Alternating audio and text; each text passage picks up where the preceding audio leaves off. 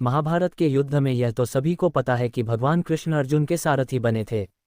उन्होंने सारथी के तौर पर न सिर्फ उनके रथ को दिशा दिखाई बल्कि एक गुरु के तौर पर अर्जुन का भी मार्गदर्शन किया, जिसके परिणामस्वरूप पांडव इस युद्ध के विजेता बने। मगर एक समय ऐसा था जब दुर्योधन को यह मौका मिला था कि वह भगवान श्री कृष्ण को अपने खेमे में ले सकता है, लेकिन वहां वह चूक गया। आइए जानते हैं वह ऐतिहासिक गलती कौन सी थी। बचपन से ही आप और हम भारतीय पौराणिक धर्मग्रंथ महाभारत को लेकर तमाम कहानियां सुनते आए हैं। इन कहानियों में एक बात कॉमन है कि महाभारत का युद्ध भारतीय इतिहास के सबसे बड़े युद्धों में से एक था। कहा जाता है कि यह युद्ध सिर्फ 18 दिन चला था, मगर इस युद्ध की विशालता का अंदाजा इसी बात से लगाया जा सकता है कि युद्ध के बाद भारतीय पुरुषों की करीब 80% आबादी समाप्त हो गई थी। यह युद्ध सिर्फ एक परिवार के बीच लड़ा गया था, जिसमें एक तरफ 5 पांडव व दूसरी तरफ 100 कौरव थे।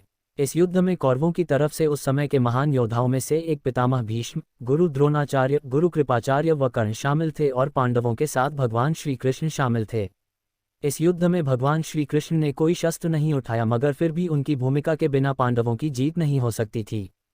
श्री कृष्ण अगर युद्ध के पहले अर्जुन को गीता का पाठ न पढ़ाते तो इसके परिणाम बदल सकते थे। वहीं एक समय दुर्योधन को इस युद्ध के पहले एक ऐसा मौका मिला था जब वह श्री कृष्ण को अपने पक्ष में कर सकते थे, मगर वहां भी उसकी बुद्धि ने उसका साथ नहीं दिया, नहीं तो इतिहास बदल सकता था। भगवान श्री कृष्ण का मानना था कि इस युद्ध में पांडव सत्य की तरफ से लड़ रहे हैं, जिस कारण शुरुआत से ही उनका पांडवों की तरफ झुकाव था। इसलिए उन्होंने चीरहरण के दौरान द्रौपदी की लाज भी बचाई व वह समय समय पर पांडवों का मार्गदर्शन भी किया।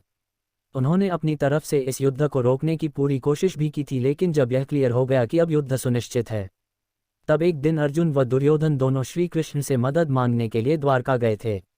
दुर्योधन द्वारका अर्जुन से पहले पहुंच गए थे, मगर उस समय श्री कृष्ण सो रहे थे, जिस कारण दुर्योधन उनके सिर के पास खड़े हो गए और बाद में आए अर्जुन श्री कृष्ण के चरणों के पास बैठ गए। उसके बाद जब भगवान कृष्ण की आंख खुली तो उन्हें सबसे पहले अर्जुन दिखाई दिए थे। इसलिए कृष्ण ने अर्जुन से उनके आने की वजह जाननी चाहिए। इसी बीच दुर्योधन ने भी कृष्ण को बीच में टोकते हुए याद दिलाया कि वह अर्जुन से पहले आए हैं, इसलिए पहला हक उनका बनता है। भगवान कृष्ण ने भी दुर्योधन की बात को मानते हुए उन्हें पहले अपनी बात रखने का मौका दे दिया। चूंकि श्री कृष्ण जानते थे कि अर्जुन व दुर्योधन युद्ध में उनसे मदद मांगने आए हैं और दोनों के साथ ही उनका समान रिश्ता था, इसलिए उनको दोनों की ही मदद करनी होगी। उन्होंने दुर्योधन से उनकी इच्छा पूछने से पहले ही अपनी तरफ से एक चीज स्पष्ट कर दी थी कि इस युद्ध में वह स्वयं शस्त्र नहीं उठाएंगे। उन्होंने दुर्योधन का मौका दिया कि आप चाहे तो एक तरफ मेरी नारायणी सेना को चुन सकते हैं और दूसरी तरफ मुझे निहत्था चुन सकते हैं।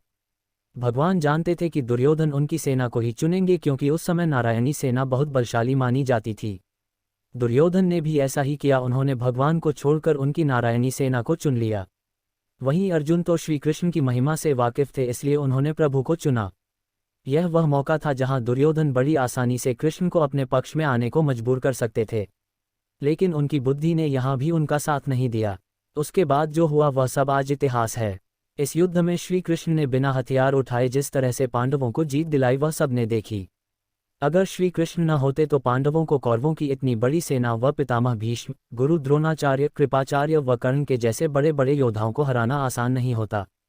भगवान ने समय समय पर सभी पांडवों का मार्गदर्शन किया। उनके ही कारण द्रोणाचार्य व कर्ण को अर्जुन पराजित कर पाए, नहीं तो अकेले अर्जुन के लिए यह संभव न होता। अगर वह दुर्योधन को युद्ध से पहले गांधारी के सामने पूर्ण नग्न होकर जाने से न रोकते तो शायद भीम कभी भी दुर्योधन को न हरा पाते। उन्होंने समय समय पर पांडवों पर आने वाली हर विपदा को हर लिया, नहीं तो पांडव कभी महाभारत का युद्ध नहीं जीत पाते।